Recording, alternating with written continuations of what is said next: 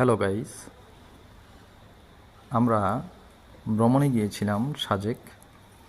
সাজেক ভ্রমণের একটি ঐতিহ্য হলো এই ব্যাম্বু বিরিয়ানি খাওয়া। এখানকার প্রত্যেকটা রেস্টুরেন্ট অথবা হোটেলে আপনাদের দেখতে পারবেন যে প্রত্যেকটা রেস্টুরেন্টেই এই ব্যাম্বু বিরিয়ানির অর্ডার পাওয়া যায়। আমরা সেখান থেকেই এই ব্যাম্বু বিরিয়ানি আমরা যতবার গিয়েছি ততবারই এই ব্যাম্বু বিরিয়ানি খেয়েছি। আপনারাও ট্রাই করতে পারেন।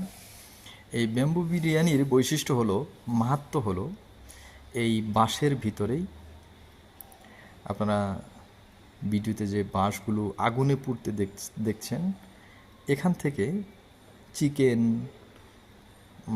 সমস্ত মশলা অ্যাড করে আগুনে পুড়িয়ে